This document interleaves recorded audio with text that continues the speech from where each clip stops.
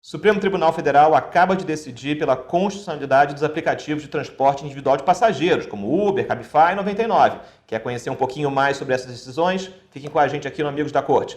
O Amigos da Corte é o programa do ITS que analisa como os tribunais estão decidindo temas ligados a direito e novas tecnologias. No episódio de hoje, vamos conversar, eu e Giovana Carneiro, aqui da equipe de Direito do ITS, sobre as duas decisões do Supremo envolvendo aplicativos de transporte individual de passageiros.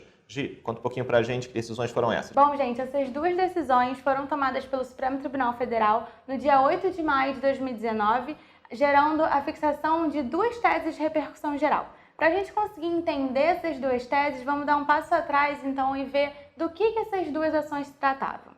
A primeira ação é a DPF 449, uma arguição de descumprimento de preceito fundamental ajuizada pelo PSL contra uma lei municipal de Fortaleza que ofereceria uma reserva de mercado a táxis. E essa DPF era de relatoria do ministro Luiz Fux. A segunda ação é um recurso extraordinário 10.54110, de relatoria do ministro Luiz Roberto Barroso, em que a Câmara Municipal de São Paulo contestava um acórdão do Tribunal de Justiça Paulista que reputou inconstitucional uma lei municipal que proibia a atividade e o serviço desse transporte individual particular de passageiros.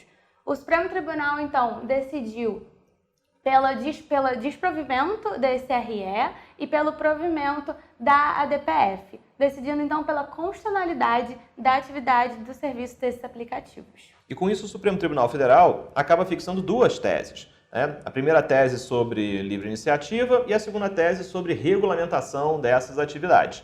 Essa primeira tese sobre livre iniciativa, ela diz que a proibição ou restrição da atividade de transporte por motorista cadastrado em aplicativo é inconstitucional, por violação aos princípios da livre iniciativa e da livre concorrência.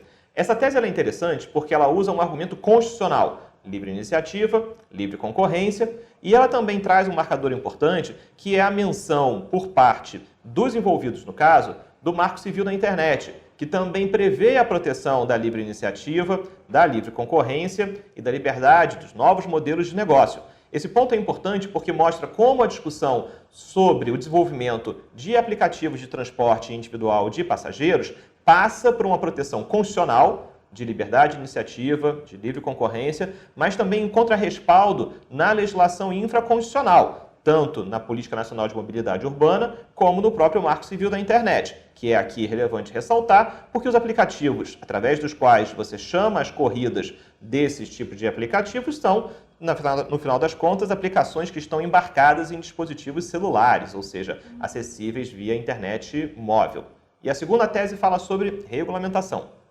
A segunda tese, pessoal, que fala sobre regulamentação, fixada então no dia 8 de maio pela STF, fala o seguinte: no exercício de sua competência para regulamentação e fiscalização do transporte privado individual de passageiros, os municípios e o Distrito Federal não podem contrariar os parâmetros fixados pelo legislador federal, mencionando o artigo 22, inciso 11 da Constituição Federal. Isso quer dizer que os municípios até podem regulamentar, só que eles não podem ultrapassar os parâmetros da União. E no nosso caso, a gente tem uma lei federal, a Lei Federal 13.640, que inseriu o artigo 11A na nossa lei de mobilidade, nossa Política Nacional de Mobilidade Urbana, que é a Lei 12.587, reconhecendo o transporte individual privado de passageiros.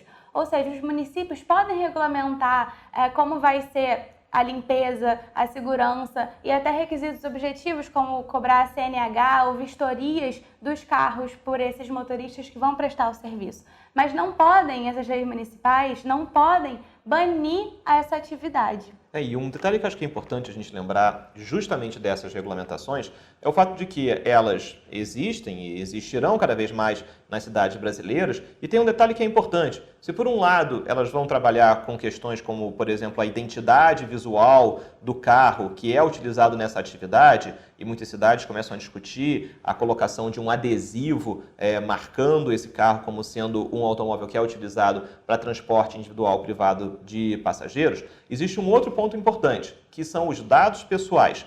Como vocês sabem, o Brasil aprovou uma Lei Geral de Proteção de Dados, que é a Lei 13.709 de 2018, que vai entrar em vigor em agosto de 2020, e ela traz determinados condicionantes que são importantes para saber como empresas e governos vão ter acesso a dados pessoais. Imaginem aqui, esse é um ponto importante para as regulamentações já existentes e do futuro, o que acontece se dados pessoais como o ponto inicial de uma determinada corrida, o ponto de desembarque, o ponto final de uma determinada corrida, nome do motorista, nome do passageiro, tempo de duração da corrida, se tudo isso começar a ser compartilhado de forma indiscriminada entre empresas e o setor público. Isso pode expor a privacidade, isso pode comprometer a tutela dos dados pessoais, tanto de passageiros como de motoristas. Existe um problema aqui importante no que diz respeito à proteção de dados pessoais. No Amigos da Corte de hoje, nós falamos sobre as duas decisões do Supremo Tribunal Federal que analisaram a constitucionalidade dos aplicativos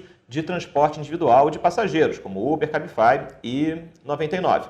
Como é que faz para as pessoas continuarem seguindo Amigos da Corte, Gi? Pessoal, curtam e compartilhem esse vídeo. E ativem aqui o sininho para continuar recebendo as notificações do canal. E por último, assinem o nosso canal, o canal do ITS no YouTube. Bom, nos vemos na próxima. Um abraço, gente. Tchau, tchau. Tchau, tchau.